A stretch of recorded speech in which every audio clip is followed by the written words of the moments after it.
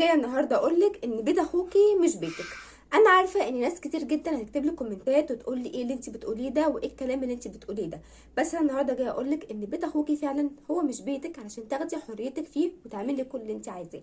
انا عارفه ان الفيديو ده مش هيعجب ناس كتيره، وانا عارفه ان ناس كتيره جدا جدا هتكتب في الكومنتات ايه الكلام اللي انت بتقوليه ده، وناس ممكن كلامي فعلا يكون هي معايا في الكلام ده، وفي ناس ممكن تكون مش عاجبها الكلام ده.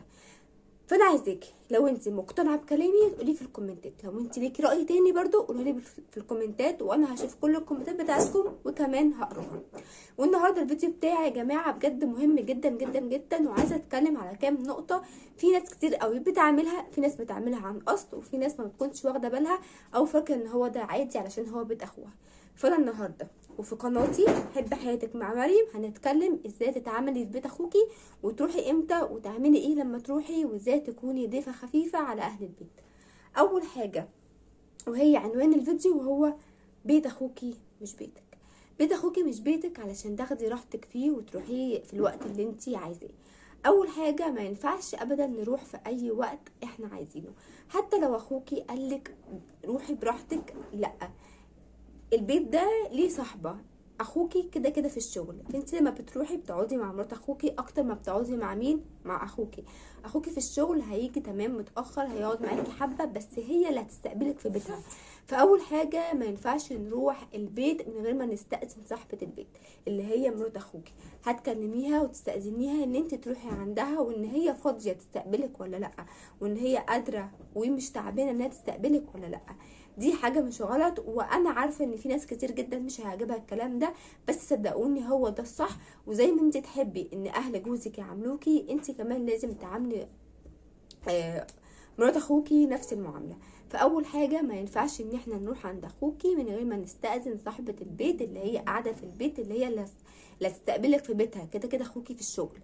تاني حاجة لازم نكون ضيوف خفيفة، يعني ما نروحش نقعد وما نعملش اي حاجة. حتى لو مرات اخوكي عازماكوا ما ينفعش ان انت تروحي تقعدي شبه الضيوف، لا. ايدك بايديها، تمام. خليكوا صحاب، يعني هي مثلا عملت الاكل انت اغسلي المواعين، هي مثلا شالت السفره انت روقي، او مثلا روقي مكان السفره مكان اللي انتوا كنتوا قاعدين. وانت لو معاكي اطفال حاولي وانت مروحه تروقي مكان بهدلت اولادك، او مكان عيالك بهدلوا الدنيا. لازم تكوني خفيفه وتروقي اللي عيالك عملوه. لازم ايدك بايديها، ما ينفعش تروحي وتقعدي كده. صدقيني دي حاجه مش صح ابدا، وهتكوني ضيفه تقيله، ومش هيبقى بعد كده ان هي حابه انها تستقبلك. لكن لما تكوني ضيفه خفيفه وايدك بايديها، صدقيني هيفرق جدا جدا معاها، وهتكون حاسه ان انت فعلا خايفه عليها وبتراعيها كمان.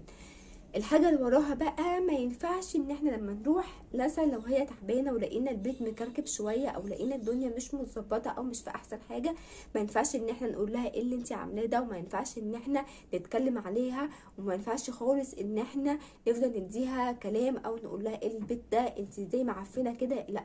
عايزه اقول لك كل واحد وليه طاقه، ممكن تكون هي تعبانه، ممكن تكون نفسها تعبانه ان هي ما تروقش البيت.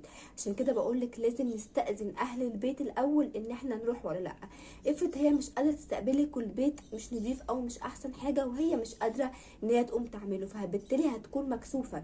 فحاولوا ان انتوا يا جماعه تراعوا النقطه دي عند الناس، وبلاش ان انتوا تروحوا مره واحده عند اي حد، لازم تستأذنوا اهل البيت الاول.